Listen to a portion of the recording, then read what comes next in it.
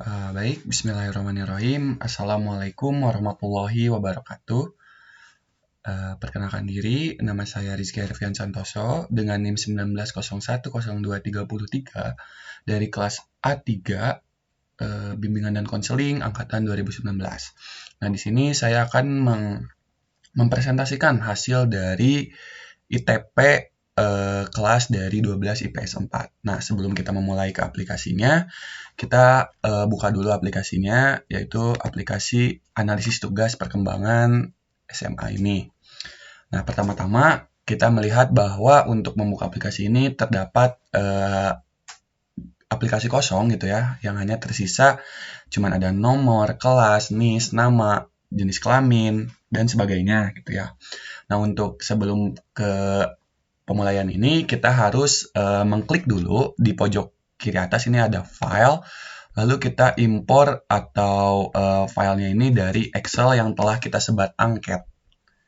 Nah, untuk ininya sendiri karena tidak akan mungkin terbaca ya, si file of type ininya ganti dari XLS ini menjadi AL file agar dari ITP ini terbaca. Nah, kita bisa ambil contoh dari ITP kelas 11 IPS 4 ini. Kita open saja, kita tunggu beberapa saat karena ini sedang melakukan proses pentransferan file dari Excel menuju ke aplikasi analisis tugas perkembangan SMA ini. Nah, ini sudah terdapat ya data-data dari Excel yang sudah kita berikan angket gitu ya kepada siswa. Nah, ini terdapat dari 1 sampai beberapa pertanyaan gitu ya. Nah, untuk ini ke tahap selanjutnya itu apa? Nah, ke tahap selanjutnya ini kita eksekusi dari data ini untuk melihat nih hasil dari analisis kelompok, entah itu dari jawabannya, kita nanti bakal menganalisis dari datanya sendiri. Nah, untuk menganalisisnya sendiri, kita klik ke bagian eksekusi, lalu hitung skor peserta. Nah, jika sudah, kita langsung lanjut nih ke analisis kelompok yang ada di bagian sini, di bawah dari data peserta. Nah, di analisis kelompok ini, kita bisa melihat nih langsung ke ada beberapa ini dan kita lihat 8 butir terendah. Nah, kita bisa lihat ada beberapa pertanyaan, dan itu ada 8 pertanyaan dari 8 butir terendah ini. Nah, grafik butir terendah kelompok ini, datanya kita harus apakan sih? Nah, untuk dari data ini kita buat ke RPL gitu, untuk memberikan layanan lanjutan kepada 8 butir terendah ini. Nah, kita bisa lihat di aspek urutan pertama itu dengan skor 3,33% itu ada kesadaran akan tanggung jawab. Nah, selanjutnya di nomor 2 itu ada peran sosial sebagai pria atau wanita. Nah, yang ketiga itu ada persiapan diri untuk pernikahan dan hidup keluarga. Nah, yang keempat ini ada landasan perilaku etis, lalu ada wawasan dan persiapan karir, lalu ada yang terakhir itu peran sosial sebagai atau wanita. Nah, untuk RPL-nya sendiri, saya sudah membuat RPL-nya sendiri untuk memenuhi dari layanan selanjutnya di analisis tugas perkembangan SMA ini, khususnya di kelas 11 IPS 4. Nah, untuk RPL-nya sendiri kita bisa lihat, nah, di sini ada komponen RPL-nya sendiri, itu komponennya layanan dasar. Nah, bidang layanannya itu sosial.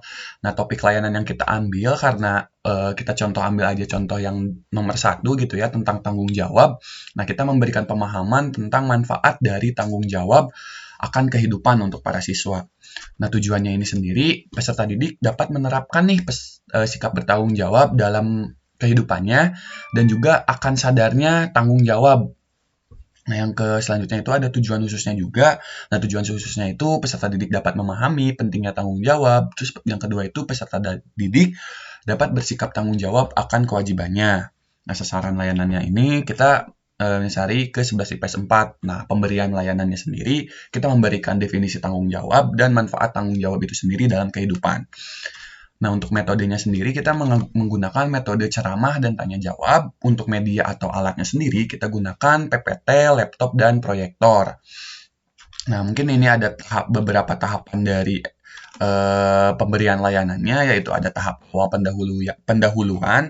Nah, di sini kita melakukan pembukaan dengan salam dan doa bersama, melakukan perkenalan agar si bimbingan ini atau layanan ini dapat terjalin dengan baik.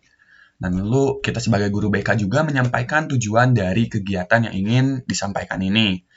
Nah, selanjutnya ini ada penjelasan selanjutnya itu ada tahap transisi, terus ada tahap inti, ada tahap penutup, dan evaluasi dari berjalannya proses layanan ini gitu mengenai tanggung jawab ini di kelas 11 IPS 4. Nah, untuk ke bawahnya sendiri itu ada materinya. Materinya itu tentang pentingnya bertanggung jawab akan kehidupan.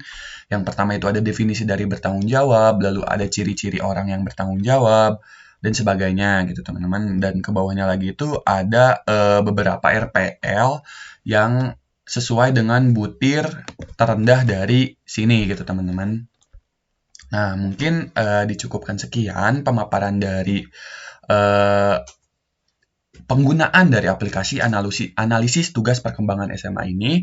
Dirasa aplikasi ini cukup memudahkan sekali untuk kita selaku guru bimbingan dan konseling untuk kedepannya ketika ingin memberikan tugas atau analisis dari tugas perkembangan siswa gitu. Jadi kita tidak harus repot-repot menggunakan aplikasi yang bukan aplikasi, menggunakan cara manual gitu ya, karena kita diberikan aplikasi analisis tugas perkembangan SMA ini, kita juga dapat langsung memfilter atau menyortir jawaban-jawaban dari angket yang sudah kita sebar gitu. Jadi diberi kemudahan untuk kita kedepannya untuk memberikan layanan kepada siswa. Sekian dari saya. Assalamualaikum warahmatullahi wabarakatuh.